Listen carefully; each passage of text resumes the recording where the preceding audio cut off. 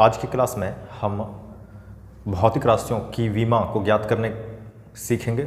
पिछले क्लास में भी हमने जाना था किस प्रकार से ज्ञात किया जाता है। आज और अधिक राशियों को लिया जाएगा और उनका विमा ज्ञात करेंगे। तो विमा क्या होता है फिर से थोड़ा जानते हैं बेसिक से। तो यांत्रिकी में तीन मूल राशि माना जा रहा था, द्रव्यमान, लंबाई और समय। तो द्रव्यमान को किस तरह से जा रहा था, m से, लंबाई को l से, समय को t से, mLT। अब ये जो द्रव्यमान, लंबाई और समय का जो घात होता है उसे ही हम विमा कहते हैं। तो घात से देखा जा सकता है कि कौन सा भौतिक राशि को इस विमा का विमा क्या है, यानी कि उसका घात क्या है। अर्थात कोई भौतिक राशि का द्रव्यमान में घात क्या है, लंबाई में घात क्या है और समय में घात क्या है। जैसे समझने के लिए एक भौतिक राशि से प्रारंभ करते हैं जो कि आपको असाइनमेंट में भी दिया हुआ था, शक्ति। तो शक्ति का सूत्र हमें मालूम है क्या होता है, कार्य बट्टा समय। और पिछले क्लास में हमने कार्य की विमा ज्ञात की थी। तो जिन्हें याद है वो तो डायरेक्ट यूज कर सकते हैं, या जिन्हें याद नहीं है उन्हें मेहनत करना पड़ेगा, ज्ञात करना पड़ेगा। तो कार्य का विमा होता था m का घात 1, l का घात 2, t का घात -2 बट्टा समय। तो समय अर्थात t। तो इसे अगर लिखा जाए तो m का घात 1, l का घात 2, t का घात -3। तो ये विमा होगी शक्ति की। क्या? 1 द्रव्यमान में, 2 लंबाई में और -3 समय में। तो 1, 2, -3 जो द्रव्यमान, लंबाई और समय की जो घातें हैं वही इस शक्ति की विमाई कहलाती है। क्लियर? आज हम कुछ अन्य भौतिक राशियों की विमाएं ज्ञात करेंगे। जैसे सबसे कॉमन आता है गतिज ऊर्जा। तो गतिज ऊर्जा जिसका सूत्र हमें मालूम है 1/2 mv², जहाँ 1/2 m क्या चीज़ को दर्शाता है, द्रव्यमान को, v क्या चीज़ को दर्शाता है, वेग को, और स्क्वायर। चूंकि यहाँ पर 1/2 दिख रहा है ना, 1/2। 1/2 क्या है? संख्या है।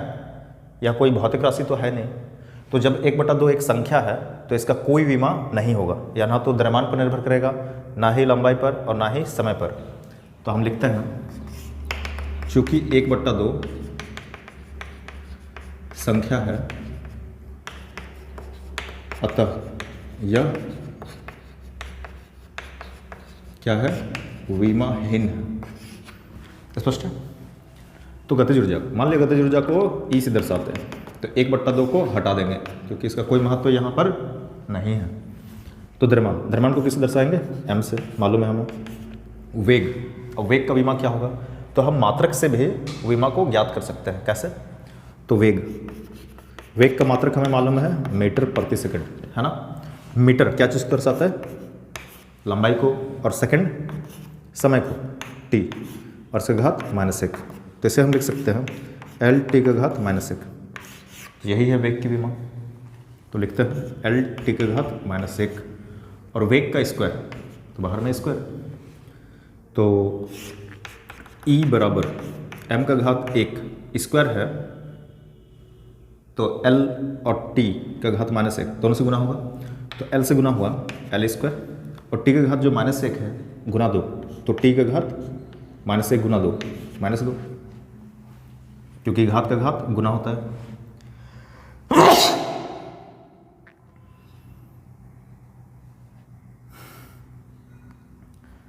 तो इस प्रकार हम यहाँ पाते हैं कि ऊर्जा, कौन सी ऊर्जा, गतिज ऊर्जा। तो गतिज ऊर्जा की विमा क्या है, 1 द्रव्यमान में, 2 लंबाई में, -2 समय में। और कार्य की विमा क्या थी, तो कार्य की विमा भी यही थी, m का घात 1, l का घात 2, t का घात -2, है ना। एक ऊर्जा और होती है स्थितिज ऊर्जा, उसे देखते हैं। चलिए देखते हैं हम स्थितिज ऊर्जा। तो स्थितिज ऊर्जा का सूत्र हमें मालूम है mgh, जहाँ m क्या है, द्रव्यमान, g क्या है हमें मालूम है क्या, गुरुत्वीय त्वरण, और h क्या है,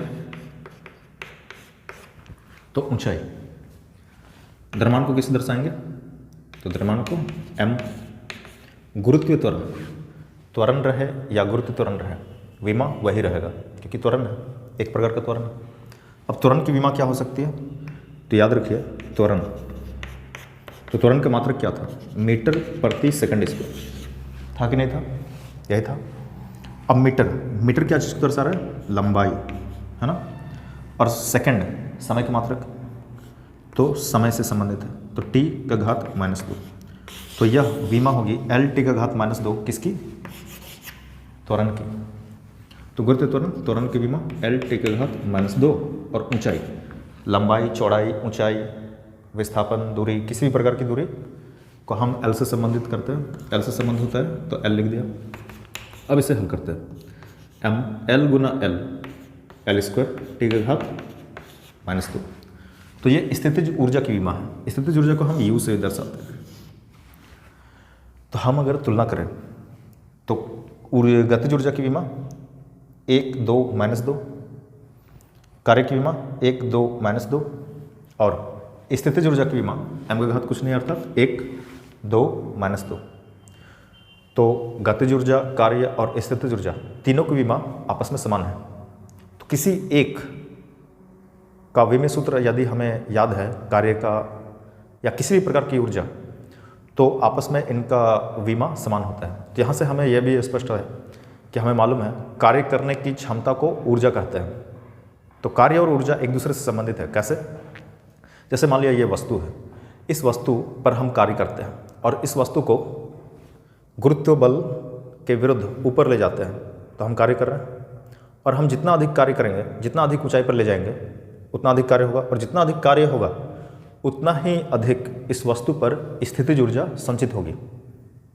अर्थात कार्य होगा तभी ऊर्जा संचित होगी, और कार्य करने के लिए भी क्या चाहिए, ऊर्जा चाहिए। तो याद रखना हमें, कार्य की विमा और किसी भी प्रकार की ऊर्जा, गतिज ऊर्जा, स्थितिज ऊर्जा, किसी भी प्रकार की ऊर्जा, सबकी विमा आपस में समान होती है।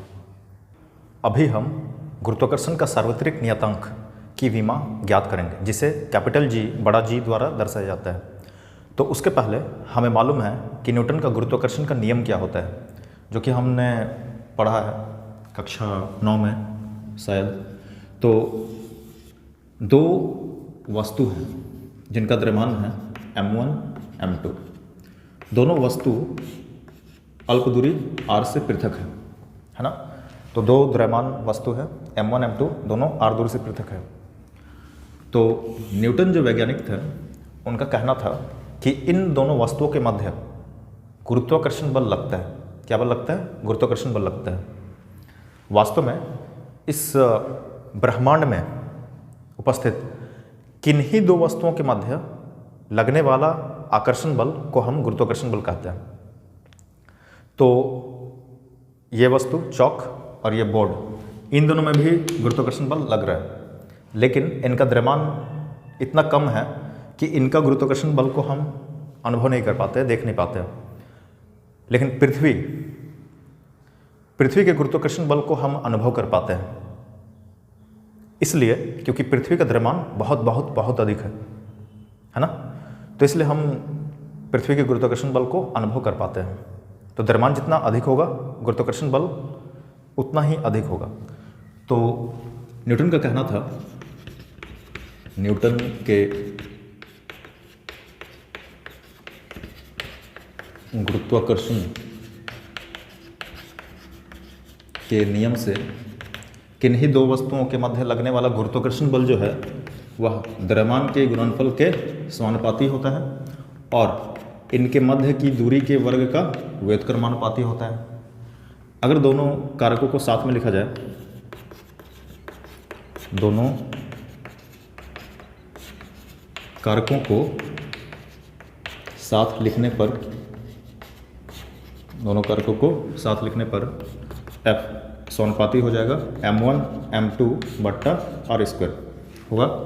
और हमें मालूम है समानुपाती का चिन्ह हटता है तो कुछ ना कुछ कांस्टेंट आता है। तो यहाँ जो कांस्टेंट आता है उसे हम कहते हैं, उसे दर्शाया जाता है G से, और इसे कहा जाता है गुरुत्वाकर्षण का सार्वत्रिक नियतांक G, capital G। m1 m2 बट्टा r स्क्वायर। तो ये सूत्र होता है गुरुत्वाकर्षण का नियम का, यही सूत्र है जो कि न्यूटन के द्वारा दिया हुआ था। जहाँ g को क्या कहा जाता है तो याद रखना, गुरुत्वाकर्षण का सार्वत्रिक नियतांक है। तो कैपिटल जी क्या है, गुरुत्वाकर्षण का सार्वत्रिक नियतांक। तो हमें अब यह जो नियतांक है, जो कांस्टेंट है, यह गणितीय नियतांक नहीं है, मैथमेटिकल कांस्टेंट नहीं है, यह फिजिकल कांस्टेंट है। फिजिक्स का फॉर्मूला में यूज हुआ है इसका, और यह कांस्टेंट है। तो अभी हमें ज्ञात करना है इसकी विमा क्या होगी, गुरुत्वाकर्षण का सार्वत्रिक नियतांक कैपिटल जी की विमा क्या होगी। तो इसे ज्ञात करने के लिए कैपिटल जी को यहाँ से अलग करना होगा। चलो अलग करते हैं, चलिए इधर लिखते हैं। तो कैपिटल जी बराबर क्या होगा, तो आर स्क्वायर जो बट्टा में है वह एफ से गुना होगा, तो हो जाएगा एफ आर स्क्वायर बट्टा, और बट्टा में क्या जाएगा m1 m2, तो इसे लिख देते हैं m1 m2। तो कैपिटल जी बराबर पल की विमा m1 L1 T inverse 2 r क्या है, दूरी है, दूरी की विमा L और स्क्वायर है तो स्क्वायर बट्टा m1 m2 क्या है, द्रव्यमान को m से दर्शाते हैं m और m कट गया। तो कैपिटल G बराबर अगर ये ऊपर जाएगा तो m का घात -1 L स्क्वायर और L क्यूब और t का घात -2। तो यह गुरुत्वाकर्षण का सार्वत्रिक नियतांक कैपिटल G की विमा है। तो यह नियतांक है, कांस्टेंट है, लेकिन ये इसकी विमा है क्योंकि यह भौतिकी कांस्टेंट है, यानी कि फिजिकल कांस्टेंट है। अगर कोई कांस्टेंट होता, जैसे कांस्टेंट में मान लेते कोई संख्या होता, जैसे अभी हमने देखा था 1/2, इसका कोई विमा नहीं होगा। जितना भी संख्या होगा 1 2 3 4 ये सब का कोई विमा नहीं होगा। पाई ये भी कांस्टेंट है, ये सब गणितीय कांस्टेंट है, मैथमेटिकल कांस्टेंट है, तो इनका कोई विमा नहीं होगा। लेकिन कैपिटल जी क्या है, फिजिकल कांस्टेंट है, भौतिकी नियतांक है, भौतिकी सूत्र में यूज हुआ है, तो इनका विमा हमने पाया इतना होता है कैपिटल जी का। चलिए अभी हम आवृत्ति की विमा ज्ञात करते हैं। आवृत्ति नाम तो सुना होगा, आवृत्ति जिसे हम फ्रीक्वेंसी कहते हैं, है ना। तो किसी भी भौतिक राशि की विमा ज्ञात करने के लिए हमें उसका किसी अन्य राशि से संबंध मालूम होना चाहिए, अर्थात सूत्र मालूम होना चाहिए। तो आवृत्ति का एक संबंध होता है आवर्तकाल से। तो आवृत्ति और आवर्तकाल एक दूसरे के व्युत्क्रम होती है, हमें याद रखना है। तो आवृत्ति बराबर क्या होता है, 1/आवर्तकाल। काल अर्थात समय। तो आवर्तकाल की विमा क्या होगी, तो आवर्तकाल समय है, तो समय को तो t से दर्शा दिया। आवृत्ति को हम f से भी दर्शा सकते हैं या फिर इसे न्यू से भी दर्शाया जाता है, न्यू इसे पढ़ा जाता है, न्यू या f से, फ्रीक्वेंसी f से आवृत्ति को दर्शाया जाता है। तो आवृत्ति की विमा क्या है, तो t तो ऊपर चल जाएगा, तो द्रव्यमान पर निर्भर नहीं करता है, लंबाई पर निर्भर नहीं करता है। t अगर ऊपर जाएगा तो t का घात -1। तो यह आवृत्ति की विमा है। वास्तव में अभी हमें एक नियतांक की विमा ज्ञात करनी है, जो कि भौतिकीय नियतांक है, जिसे कहते हैं हम प्लांक नियतांक, प्लांक्स कांस्टेंट, जिसे h द्वारा दर्शाया जाता है ना, प्लांक का नियतांक। इसके बारे में भी हम जानेंगे जब हम चैप्टर में और आगे आगे बढ़ते जाएंगे, बहुत सारा चीज़ के बारे में हम सीखेंगे। तो प्लांक नियतांक, तो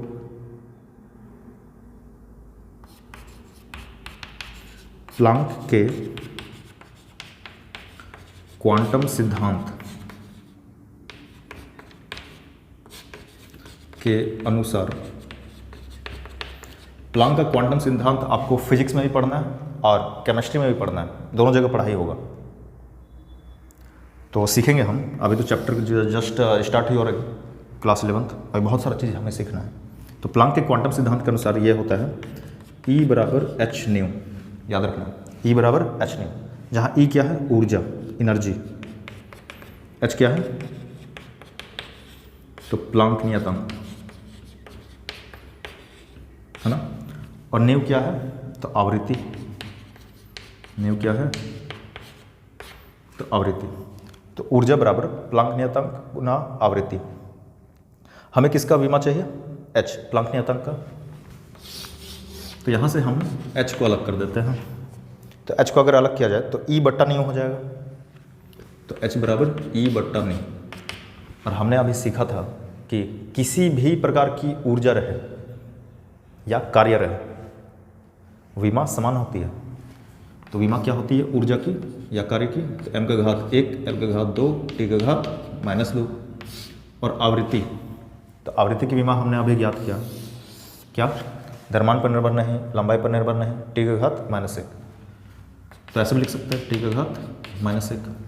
चलिए अब इसे हल कर देते हैं। तो m का घात 1, l का घात 2, t उधर ऊपर जाएगा प्लस में होगा, तो t का घात -1। तो ये किसकी विमा मिली? प्लांक नियतांक की विमा। ये भी कांस्टेंट है, लेकिन इसकी विमा है क्योंकि यह भौतिकी कांस्टेंट है, यानी कि फिजिकल कांस्टेंट है।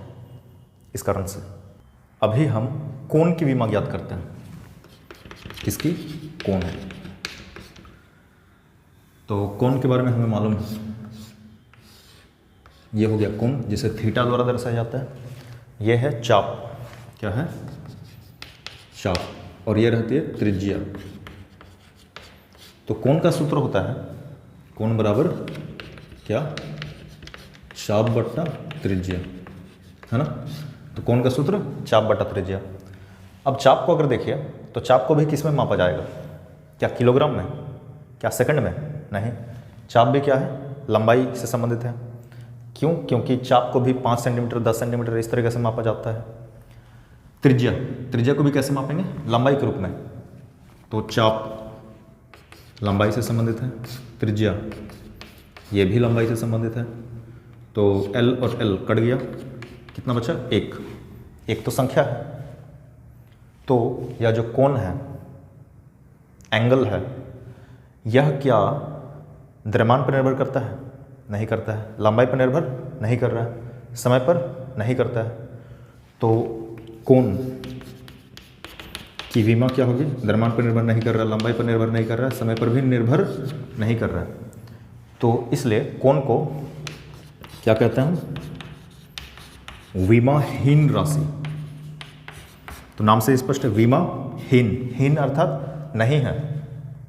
तो ये विमाहीन, इसकी कोई विमा नहीं होगी। ठीक है, तो ये विमाहीन राशि है। एक और राशि है जिसे कहते हैं विकृति। ये जो भौतिक राशि विकृति, इसके बारे में हम पढ़ेंगे जब कक्षा 11 में हम प्रत्यास्थता एक चैप्टर मिलेगा। कौन सा चैप्टर? प्रत्यास्थता। इसे अंग्रेजी में कहते हैं हम इलास्टिसिटी। तो जब हम इलास्टिसिटी चैप्टर में जाएंगे तो वहाँ विकृति के बारे में हमें जानना है। तो अभी हम विमा ज्ञात कर रहे हैं, तो डायरेक्ट सूत्र को यूज करते हैं। तो विकृति बराबर होता है आकार में परिवर्तन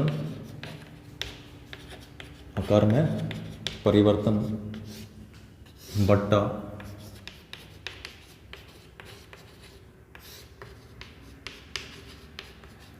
वास्तविक आकार। तो विकृति क्या है? आकार में परिवर्तन बट्टा वास्तविक आकार। थोड़ा इसे समझते हैं। जैसे मान लीजिए ये कोई रबड़ का छड़ है। किसका? रबड़ का। तो रबड़ में एक गुण होती है। क्या गुण होती है? इलास्टिक होता है, इलास्टिसिटी होता है। तो रबड़ का ये जो वास्तविक लंबाई है, यह है मान लिया 5 सेंटीमीटर, है ना। इसे बल लगाया गया और खींचा गया, इस पर बल आरोपित किया गया और खींच दिया गया। तो खिंचाव के कारण इसकी लंबाई में वृद्धि होगी। और मान लिया ये 1 सेंटीमीटर लंबा हो गया। कितना हो गया? 1 सेंटीमीटर लंबा। और वास्तविक लंबाई कितनी है? 5 सेंटीमीटर। तो इसके किस में परिवर्तन हो रहा है? आकार यानी कि किस में परिवर्तन हो रहा है? लंबाई में परिवर्तन हो रहा है। तो इसकी वास्तविक लंबाई को यदि हम L से माने, वास्तविक लंबाई को L से, और लंबाई में जो वृद्धि है उसे हम डेल्टा L से माप सकते हैं। तो लंबाई को L से, लंबाई में वृद्धि को डेल्टा L से। तो विकृति की विमा क्या है? चलिए उसे ज्ञात करते हैं। तो विकृति आकार में परिवर्तन। तो आकार में कितना का परिवर्तन? डेल्टा L, यानी कि लंबाई में परिवर्तन, आकार। और वास्तविक आकार यानी कि वास्तविक लंबाई L। तो आकार में जो परिवर्तन होगा, लंबाई में परिवर्तन, तो लंबाई में परिवर्तन हो चाहे किसी भी प्रकार का लंबाई रहे, लंबाई के लिए विमा L, यानी कि लंबाई को L से संबंधित किया, आकार में परिवर्तन या लंबाई में परिवर्तन को, और वास्तविक लंबाई है तो L ही है। L और L कट गया, एक बचा। तो क्या विकृति की कोई विमा होगी? नहीं होगी।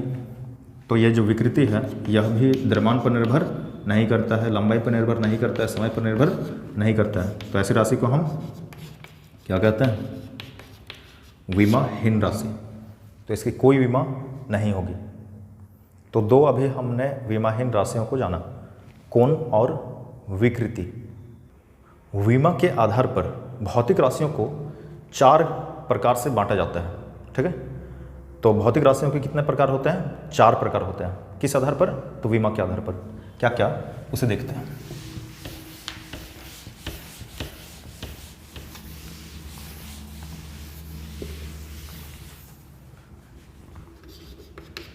तो लिखते हैं राशियों के प्रकार। तो राशि 4 प्रकार के, किस आधार पर? विमा के आधार पर। तो पहला विमीय नियतांक। तो ये सब नाम से ही स्पष्ट है ना? विमीय नियतांक। तो ये नियतांक है यानी कि कांस्टेंट होगा, लेकिन उसका विमा होगा। तो वैसे राशि जो कांस्टेंट होंगे लेकिन उनमें विमा होगी, उनकी विमा होगी, तो वैसे कांस्टेंट्स को हम कहेंगे विमीय नियतांक। अब जैसे इसका उदाहरण क्या है? तो अभी हमने जाना था कैपिटल G, गुरुत्वाकर्षण का सार्वत्रिक नियतांक, वो कांस्टेंट है, उसका मान परिवर्तन नहीं होगा। और इसका विमा होता है कि नहीं होता है? होता है, हमने ज्ञात किया था। तो कैपिटल G, गुरुत्वाकर्षण का सार्वत्रिक नियतांक, यह क्या है? विमीय नियतांक है। दूसरा हमने प्लांक नियतांक को ज्ञात किया था H। तो H जो कि कांस्टेंट है और इसकी विमा भी होती है। तो G, H ये सब विमीय नियतांक है। दूसरा विमीय चर। क्या?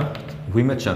तो वैसे राशि जो चर होते हैं, चर अर्थात चरने वाला, चरने वाला मतलब जिसका मान बदलता है, ठीक है। तो वैसे राशि जो चर होता है, जिनका मान परिवर्तन होता है, बदलता है, और उनमें विमा भी होती है, उनकी विमा भी रहती है। तो वैसे राशि को हम विमीय चर कहते हैं। जैसे क्या क्या है? बहुत सारा है, जैसे क्षेत्रफल, आयतन। तो क्षेत्रफल का मान बदलता है कि नहीं बदलता है? बदलता है। क्षेत्रफल 5 सेंटीमीटर स्क्वायर भी हो सकता है, 15 सेंटीमीटर स्क्वायर भी हो सकता है, 20 सेंटीमीटर स्क्वायर भी हो सकता है, मान बदल रहा है। तो ये क्या है? चर है, और क्षेत्रफल की विमा भी होती है। तो इन्हें कहा जाएगा विमीय चर। आयतन, वेग, त्वरण, बल, शक्ति, ऊर्जा, ऐसा बहुत सारा है। तीसरा विमाहीन नियतांक। क्या चीज़? विमाहीन नियतांक। नाम से ही स्पष्ट है, वैसी राशि जो कांस्टेंट होंगी, वैसी राशि जो नियतांक कांस्टेंट है और विमाहीन है, डायमेंशन लेस है, यानी कि इनका कोई विमा नहीं होगा। जैसे जितना भी संख्या है, जितना भी गणित में जो संख्या है, जैसे 1, 2, 3, 4, ये सब का मान बदलेगा क्या? 1 मतलब 1, 2 मतलब 2, क्या है? कांस्टेंट है, नियतांक है और विमाहीन है। चूँकि ये संख्या है तो ये ना तो द्रव्यमान पर निर्भर करेंगी, ना ही लंबाई पर, ना ही समय पर। तो इसलिए ये विमाहीन नियतांक है। और हो सकता है क्या? पाई, ये सब, ठीक है। चौथा विमाहीन चर। तो नाम से ये भी स्पष्ट, चर अर्थात वैसी राशियां जो चर राशियां होंगी, जिनका मान परिवर्तित होगा, लेकिन ये क्या होंगी? विमाहीन होंगी। तो कौन हो सकती है? तो अभी हमने पढ़ा था किसके बारे में? कोण के बारे में। तो कोण वैसी राशि है जिसका मान चर है। कोण बदलता है, 30 डिग्री भी हो सकता है, 45 डिग्री हो सकता है, 60 डिग्री हो सकता है, और ये विमाहीन है क्योंकि कोण की कोई विमा नहीं होती है, इसलिए इन्हें कहा जाएगा विमाहीन चर। दूसरा, अभी हमने विकृति के बारे में जाना था ना, तो कोण, विकृति इत्यादि ये सब विमाहीन चर है। तो इस प्रकार से हमने जाना कि विमा के आधार पर भौतिक राशियों को 4 भाग में बांटा जा सकता है। क्या क्या? विमेय नियतांक, विमेय चर, विमाहीन नियतांक और विमाहीन चर। तो अभी हमने भौतिक राशियों की विमा किस प्रकार से ज्ञात की जाती है वो हमने सीख लिया है। भौतिक राशि की विमा ज्ञात करने के लिए उस भौतिक राशि का किसी अन्य राशि से संबंध अर्थात सूत्र मालूम होना चाहिए। अब इसका उपयोग क्या है? तो विमेय समीकरण या विमेय विश्लेषण के निम्न उपयोग हैं। क्या क्या उपयोग हैं अभी जानते हैं। तो विमेय समीकरण या विमेय विश्लेषण, विमा का जो सीखा हमने,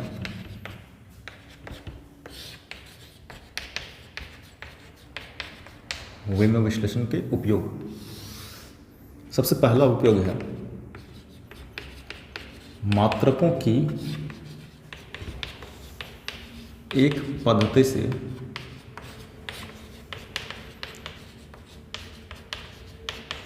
दूसरी पद्धति में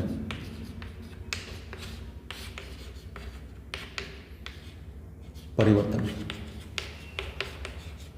ठीक है, तो मात्रकों की एक पद्धति से दूसरी पद्धति में परिवर्तन। हमने मात्रकों की पद्धति के बारे में भी पिछले क्लास में जाना है। तो मात्रकों की क्या क्या पद्धति होती थी? तो होती थी CGS, FPS, MKS और SI पद्धति। CGS अर्थात सेंटीमीटर ग्राम सेकंड, जिसमें लंबाई को सेंटीमीटर में, द्रव्यमान को ग्राम में और समय को सेकंड में मापा जाता है। FPS foot pound second, MKS metre kilogram second और SI अर्थात इंटरनेशनल सिस्टम ऑफ यूनिट्स। तो हमें मालूम है कि MKS का ही नवीकरण रूप, मॉडिफाइड फॉर्म, मॉडिफिकेशन है SI। तो ये लगभग एक ही होता है। तो यहाँ पर समझिए, तो एक मात्रकों की एक पद्धति से दूसरी पद्धति में परिवर्तन। तो अगर हमें CGS से MKS में परिवर्तन करना है तो हम कर सकते हैं विमेय विश्लेषण की सहायता से। और अगर MKS से फिर से CGS में परिवर्तित करना है तो इसका भी उपयोग कर सकते हैं। FPS का उपयोग बहुत कम होता है, इसका उपयोग बहुत कम होता है। ज़्यादातर किसका उपयोग होता है? CGS या MKS का। तो CGS से MKS में परिवर्तन करना, MKS से CGS में परिवर्तन करना, तो ये हम कर सकते हैं विमेय विश्लेषण की सहायता से। दूसरा उपयोग है भौतिकी के सूत्रों की सत्यता की जांच। किसकी? भौतिकी यानी कि फिजिक्स में। गणित के सूत्र की सत्यता की जांच विमा द्वारा नहीं होगा। तो कहाँ का सूत्र की जांच कर सकते हैं हम? फिजिक्स का जितना भी सूत्र है उसका हम जांच कर सकते हैं। सूत्रों की सत्यता की जांच कि कौन सा सूत्र सही है, कौन सा सूत्र गलत है, तो ये हम जान सकते हैं विमेय विश्लेषण के उपयोग से। और तीसरा, सूत्रों की व्युत्पत्ति। तो हम सूत्र व्युत्पत्ति कर सकते हैं, बना सकते हैं विमेय विश्लेषण की सहायता से। तो विमेय विश्लेषण या विमेय समीकरण का निम्न 3 उपयोग है। पहला, मात्रकों की एक पद्धति से दूसरी पद्धति में परिवर्तन, अर्थात CGS से MKS में बदल सकते हैं, MKS से CGS में बदल सकते हैं। दूसरा, सूत्रों की सत्यता की जांच, कौन सा सूत्र सत्य है, कौन सा असत्य है, इसकी जांच कर सकते हैं। और तीसरा, सूत्रों की व्युत्पत्ति, कि सूत्र की व्युत्पत्ति कैसे करेंगे, सूत्र कैसे बनता है। तो ये तीनों हम जानेंगे नेक्स्ट क्लास में।